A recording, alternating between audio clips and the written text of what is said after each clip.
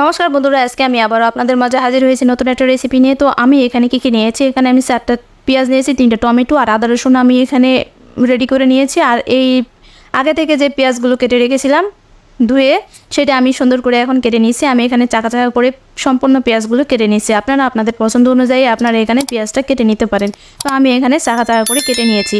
আর এখানে ছিল 3টে মিডিয়াম সাইজের টমেটো। আমি টমেটোগুলো এরকম করে ফালা ফালা করে কেটে নিয়েছি। আপনারাও এটা কম বেশি করে ছোট বড় করে কেটে নিতে পারেন, অথবা ব্লেন্ডারে এটা আপনারা বেটে নিতে পারেন। তো বন্ধুরা, নেওয়ার পরে সম্পূর্ণ উপকরণ আমার কাটা হয়ে গেছে। এখন চলে যাব আমার আদা রসুন যে মশলাগুলো আমি রেডি করে রেখেছিলাম সেগুলো বাটার জন্য। তো আমি এখানে একটা শিলনোড়া নিয়ে নিয়েছি। শিলনোড়াটা আমি ধুয়ে সুন্দর করে পরিষ্কার করে নিয়েছি। আর এখানে আদা রসুনের খোসা ছাড়িয়ে আমি এটা সুন্দর করে ধুয়ে নিয়েছি। আপনারা এখানে আদা রসুন আলাদা আলাদা করে বেটে নিতে পারেন। আমি এখানে আদা রসুন একসঙ্গে বেটে নিচ্ছি। তো বন্ধুরা, আজকে আমি তেলাপিয়া মাছের ছোট পোনা মাছের ঝাল রান্নার রেসিপি করব, যার জন্য আমি এখানে সম্পূর্ণ উপকরণগুলো হাতে নিজে বেটে নিচ্ছি। তো হাতে বেটে নেওয়া উপকরণগুলো কিন্তু দিয়ে এই ছোট মাছের ঝাল খেতে কিন্তু দুর্দান্ত লাগে। তো আমার বেটে নেওয়া শেষ। আমি এখন এখানে নিয়ে নিচ্ছি জিরে। এখানে আমি সামান্য পরিমাণে জিরে নিয়েছি। আপনারা এখানে আপনাদের কম বেশি করে জিরেটা নিয়ে নেবেন। তো জিরেও আমি সুন্দর করে বেটে নিয়েছি। বেটে নেওয়ার পরে এটাও সুন্দর করে তুলে এক সাইডে রেখে এখন আমি এখানে নিয়ে নিলাম 10-12টার মতো শুকনো মরিচ। আপনারা এখানে ঝালটা কম বেশি করে নিতে পারেন। এখানে আমি একটু ঝালটা বেশি নিলাম, কারণ এখানে ছোটো মাছের ঝালটাই অনেক মজার, যার জন্য আমি ঝালের পরিমাণটা এখানে বেশি নিয়েছি। আপনারা যদি ঝাল বেশি না খেতে পারেন, সেই অনুপাতে আপনারা এই ঝালটা নিয়ে নেবেন। তো আমার এই ঝালটাও বেটে নেওয়া শেষ। তো আপনারা এখানে এই শুকনো ঝাল যেটা, সেটা আপনারা যদি বেটে নিতে অসুবিধা হয়, সেক্ষেত্রে আপনারা অন্যের সাহায্য নিতে পারেন।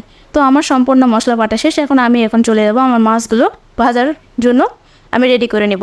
তো আমি এখানে 1 চামচের মতো লবণ, 1 চামচ হলুদ দিয়ে আমি সুন্দর করে মাছগুলো এখন মেখে নিব। তো দেখতেই পাচ্ছেন আমি এখানে ছোটো ছোটো মাছগুলো নিয়েছি। তো আমি এখন চলে যাব ভাজার জন্য। তো আমি চুলার উপর কড়াইটা এখানে বসিয়ে এখন আমি সামান্য পরিমাণে সাদা তেল দিয়েছি। তো আপনারা চাইলে এখানে সরিষার তেলও দিতে পারেন। তো আমি এখানে সাদা তেল ব্যবহার করেছি। তেল গরম হয়ে আসার পরে আমি এখন অল্প করে মাছটা দিয়ে দিব, কারণ এখানে ছোটো মাছ বেশি করে দিলে নেড়েচেড়ে উলট পালট করাটাও অসুবিধা হয়ে যাবে, যার জন্য আমি অল্প অল্প করে দিয়ে সম্পূর্ণ মাছ এরকম করে ভেজে নেব। তো বন্ধুরা, আপনারা আমার চ্যানেলে নতুন হলে আমার চ্যানেলটাকে সাবস্ক্রাইব করে দিবেন, পাশে থাকার সুযোগ করে দিবেন। আর বন্ধুরা, আপনাদের একটা সাবস্ক্রাইব কিন্তু আমাকে উৎসাহিত করবে এবং আমাকে আরও নতুন নতুন ভিডিও করার জন্য অনুপ্রেরণা জাগাবে। তো বন্ধুরা, আপনারা আমাকে লাইক কমেন্টে জানাবেন আমার রান্নাটা কেমন হয়েছে। তো আমি দেখতে পাচ্ছেন সম্পূর্ণ মাছগুলো আমি এখন সুন্দর করে ভেজে তুলে নিয়েছি। তো এখন সামান্য পরিমাণ আবারও তেল দিয়ে দিব কড়াইয়ের মধ্যে। দেওয়ার পরে এখানে আমি দিয়ে দিলাম ছোটো সাইজের 3টা তেজপাতা, এলাচ আর বড় এলাচ।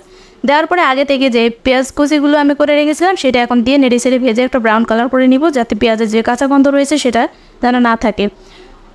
তো বন্ধুরা, এখানে আপনারা এরকম করে হলেও একবার রান্না করে খাবেন, দেখবেন খেতে কিন্তু দুর্দান্ত লাগে। এটা আমি আমার মতো করে রান্না করতেছি। তো বন্ধুরা, আমি তারপরে এখানে দিয়ে দিলাম 2 চামচ পরিমাণে লবণ আর এখানে 2 চামচ পরিমাণে হলুদ। দেওয়ার পরে আগে থেকে যে মশলাগুলো বেটে রেখেছিলাম সেটা আমি এখন দিয়ে দিলাম। এখানে 2 চামচ আদা বাটা, সামান্য পরিমাণ জিরে, আর এখানে আমি ঝালটা সম্পূর্ণ দিয়ে দিয়েছি। আপনারা বললাম ঝাল কম বেশি যতটুকু আপনারা খান সে পরিমাণে আপনারা দিয়ে দিবেন। তারপরে শিলনোড়া ধোয়ার পরে যে পানিটুকু ছিল সেই পানিটা আমি এর মধ্যে দিয়ে একটু কষিয়ে নিব, যাতে পেঁয়াজের রসুন এবং মশলাগুলো ভালোভাবে কষিয়ে যায় এবং কাঁচা একটা গন্ধ রয়েছে সেই গন্ধটা যেন চলে যায়। তো এই পর্যায়ে আমি আবারও সামান্য পরিমাণে পানি দিয়ে আবারও ভালোভাবে মশলাগুলো কষিয়ে নিয়েছি। তো এভাবে আপনারা বারবার কষিয়ে নেবেন, খেতে কিন্তু দুর্দান্ত লাগে। আর টমেটোটা আমি এখানে আগেই দিয়েছি, কারণ টমেটোটা দিলে সুন্দর একটা গ্রেভি আসে। আর ঢাকনা দিয়ে ঢেকে আমি এখন অপেক্ষা করবো একটা বলক আসা পর্যন্ত। তো দেখতেই পাচ্ছেন সুন্দরভাবে এটা গলে গেছে আর বলক এসেছে। আর এই পর্যায়ে আমি আবারও একটু পানি দিয়ে আবারও একটু ভালোভাবে নেড়ে চেড়ে কষিয়ে নেব। তো এই পর্যায়ে ঢাকনা দিয়ে আমি আবার অপেক্ষা করব সুন্দর একটা বলক এসে যে একটা উপর থেকে তেল ছাড়া শুরু করবে, ততক্ষণ পর্যন্ত এটা নেড়ে চেড়ে কষিয়ে নেব। তো দেখতেই পাচ্ছেন সুন্দর করে উপর থেকে তেল ছাড়া শুরু করছে। তো এ পর্যায়ে আমি এখন এখানে যতটুকু ঝোল রাখবো সে পরিমাণে কিন্তু এখানে পানিটা দিব। আপনারা যতটুকু ঝোল রাখবেন ততটুকু পরিমাণে দিবেন। তো ঢাকনাতে ঢেকে আবার বলক আসা পর্যন্ত অপেক্ষা করলাম। করার পরে আমি ঢাকনাতে তুলে আবারও একটু ভালোভাবে নেড়ে চেড়ে দিব। আর দেখতেই পাচ্ছেন হালকা বলক এসেছে। এ পর্যায়ে আমি এখন আগে থেকে যেই মাছগুলো ভেজে রেখেছিলাম সেই মাছগুলো এখন এর মধ্যে দিয়ে আবার একটু ভালোভাবে নেড়ে চেড়ে সব কিছুর মধ্যে মিশিয়ে নিব।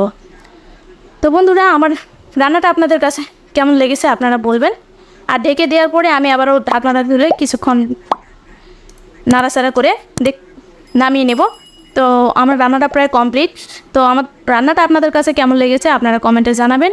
আর আমার যদি ভিডিওটা ভালো লাগে তো আমাকে একটা সাবস্ক্রাইব করে দিবেন। তো এটা আমার ফাইনাল লুক। আপনারা ভালো থাকবেন, সুস্থ থাকবেন।